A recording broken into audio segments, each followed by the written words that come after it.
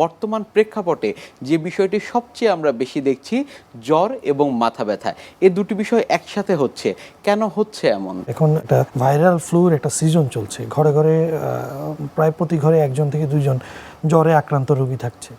আসলে মাথা ব্যথা জ্বর দুটি একসাথে হতে পারে, সেপারেটও হতে পারে। এবং আমরা জানি যে জ্বরের সাথে যে প্রোডরমাল যে ফিচারগুলো থাকে তার মধ্যে কিন্তু মাথা ব্যথা, গায়ে হাত পায়ে ব্যথা এটা থাকতে পারে। তবে ইদানিংকার জ্বরগুলোতে দেখা যাচ্ছে মাথা ব্যথা খুব তীব্র আকার ধারণ করে এবং অনেক সময় রোগীরা এটি জ্বরের সাথে সম্পৃক্ত কিনা আলাদা করতে পারে না।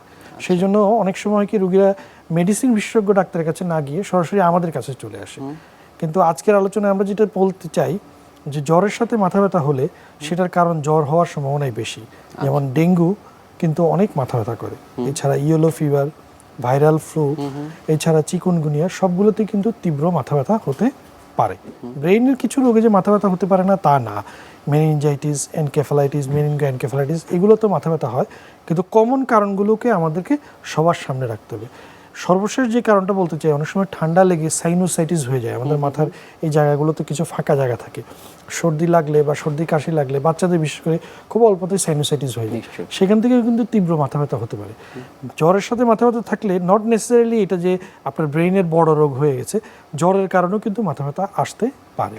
জ্বর এবং মাথা ব্যথার ধরন কেমন হচ্ছে? আমরা জানি যে এই রোগগুলো ডেঙ্গি এবং চিকুনগুনিয়া এবং আরও ভাইরাল যে ফ্লুগুলো, এগুলো সিজন টু সিজন তাদের নেচার চেঞ্জ করছে। ইদানিংকালের ভাইরাল ডিজিজগুলো বা মসকিটো বর্ন ডিজিজগুলোতে দেখা যাচ্ছে তীব্র মাথা ব্যথা থাকে এবং এত মাথা ব্যথা থাকে যে রুগী অনেক সময় মনে করে তার মাথারই কোনো একটা রোগ হয়েছে। এবং রুগীরা অনেক সময় ব্লাড টেস্টের চেয়ে মাথার পরীক্ষা করতে বেশি আগ্রহী থাকে, বলে যে আমাকে একটা সিটি স্ক্যান দেন বা এমআরআই দেন, এত তীব্র মাথা ব্যথা আমার জীবনে কখনো হয়নি।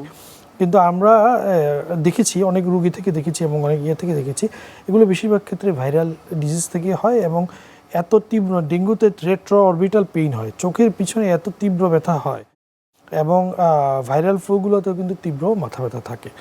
তবে মাথার যে অরিজিনাল রোগগুলো আমরা যেটা বলছি, যেখানে তীব্র মাথা ব্যথার সাথে জ্বর আসতে পারে, যেটা একটা রোগ হচ্ছে মেনিনজাইটিস, এনসেফালাইটিস, এগুলো যে হচ্ছে না তা না, কিন্তু এগুলোর সাথে এগুলোকে আলাদা করার লক্ষণ হচ্ছে যে এগুলোতে রুগী কিন্তু কনসিয়াসনেস লেভেল ডাউন হয়ে যাবে, রুগী কিন্তু কথাবার্তা গুছিয়ে বলতে পারবে না, এলোমেলো কথা বলবে, অনেক সময় অজ্ঞান হয়ে যায়। তো ওই বিষয়গুলো আমাদেরকে কিন্তু একটু নজরে রাখতে হবে। দর্শকের ক্ষেত্রে কি সে বিষয়টি আলাদা করার জন্য কোনো উপায় রয়েছে কিনা, যে এটি মস্তিষ্কের সমস্যা নাকি এটি আসলে একেবারে সাধারণ ফ্লুর সমস্যা? আমি একটু সময় নিয়ে এই কথাটা বলতে চাই, আসলে দর্শকের উপকারার্থে। আপনি দেখেন একটা মানুষের যদি মাথা ব্যথা থাকে, এটা দুই কারণ হতে পারে, primary headache, secondary headache. Primary headache মানে মাথা ব্যথার আগে থেকেই তার একটা রোগ আছে, মাইগ্রেন হোক, টেনশন টাইপ হেডেক হোক, ক্লাস্টার হেডেক হোক, যে কোনো একটা মাথা ব্যথার রোগ। তাহলে আমি যদি রুগীটার একটা শর্ট হিস্ট্রি নিই তাহলে কিন্তু বের হয়ে যায় তার এই মাথা ব্যথার রোগ আগে থেকে আছে কিনা। রুগী যদি বলে যে আমার কখনোই তেমন একটা মাথা ব্যথা ছিল না, টুকটাক হয়তো কখনো করতো, তাহলে তো বোঝা যাচ্ছে এই মাথা ব্যথাটা তার প্রাইমারি হেডেক না, এটা এইবারের জ্বরের সাথেই তার এই মাথা ব্যথাটা নতুন আসলো, তাহলে প্রাইমারি হেডেক কিন্তু আমার বাদ হয়ে গেল।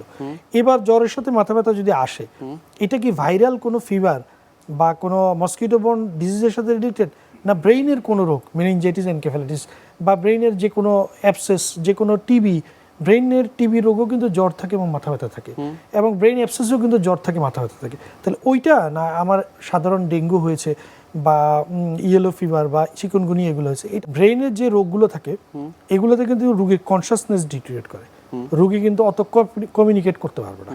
কিন্তু ডেঙ্গু হোক, চিকুনগুনিয়া হোক, এগুলোতে কিন্তু রোগীর কনসিয়াসনেস একদম লাস্ট স্টেজ বা ডেঙ্গু শক সিনড্রোমে না গেলে কনসিয়াসনেস কিন্তু অত ইম্পেয়ার্ড হয় না, রোগী কিন্তু আপনার সাথে খুব কনসিয়াসলি কথা বলে, যদিও মাথা ব্যথা খুব তীব্র। তাহলে ওই বিষয় দিয়ে আপনাকে আলাদা করে দিতে হবে যে এটা ভাইরাল কোনো কিছু না ব্রেইনের অরিজিনাল রোগ, তারপর আপনি পরীক্ষা নিরীক্ষা গিয়ে আপনি ফাইনাল করবেন।